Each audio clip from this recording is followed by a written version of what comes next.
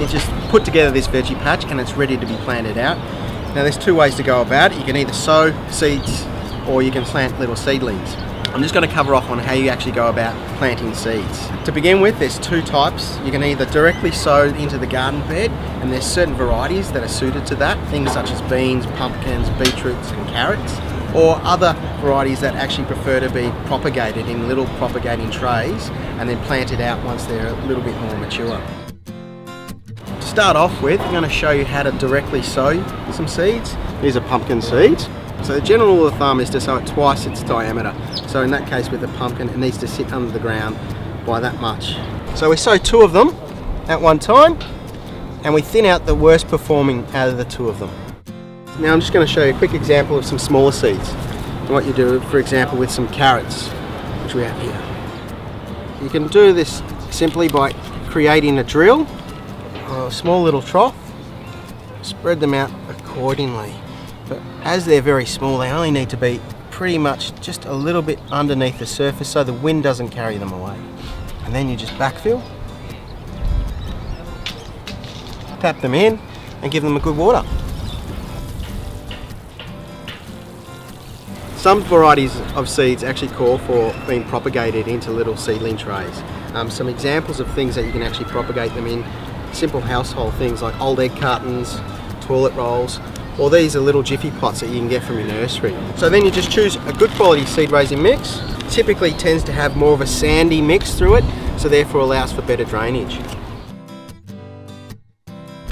Here we're just growing some tomato seeds. Once again sowing two. And we'll thin out the worst performer when they both propagate. You don't always get 100% germination rate. So by sowing two, it just acts as an insurance policy. Then I like to just finish them off with just some worm castings, just to cover over the top. You put them somewhere where they're protected, somewhere like under the eaves of the house, inside, just so that they're not exposed to the extremes of the weather. When they propagate and you know that they're actually ready to probably transplant into the garden, is you'll start to see roots starting to actually form at the base of the pots. Now some plants don't mind being planted directly as a seedling, which is in this state after being propagated. They're probably about 3 or 4 weeks old, grown in the greenhouse. Now the reason we grow as a seedling is to get a head start on the growing process. Now on 2 occasions it's okay to plant from seedling. One is when you're planting seedlings that don't get stressed from the transplant. Things like leafy greens and herbs, even spring onions, they don't mind going from this environment, from the greenhouse, straight into your veggie garden. They're quite tolerant of that. Another thing is, when you've got things like tomatoes that generally you'll propagate from seed, keep in a controlled environment and then put in the patch, if the conditions are right, there's no reason why you can't go directly from seedling. A lot of first-time gardeners make the mistake. They get a punnet of seedlings, and what they do is dig a little hole, pull it out, put the whole thing straight in, not realising that in there's probably close to 50 or 100 seedlings that need spacing out, room to grow.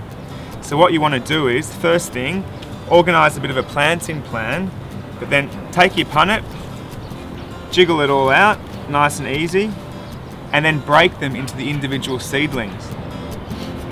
Gently tickle them apart.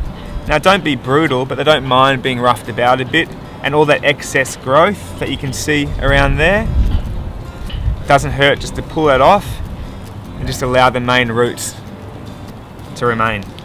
Just gently pluck them out, sometimes with a bit of force if necessary, and get them all individually ready for planting. Okay, now no matter what seedling you are growing, the same theory applies. What you want to do is you want to space them out depending on how much room they need to grow once they're mature. So for a lettuce, you might space them out every, say, 10 or 15 centimetres.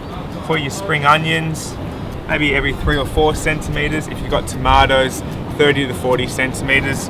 Now with so many seedlings there, it's a good idea to put them slightly closer together, and if things don't take, you've got room to move, you've got backup there waiting for you.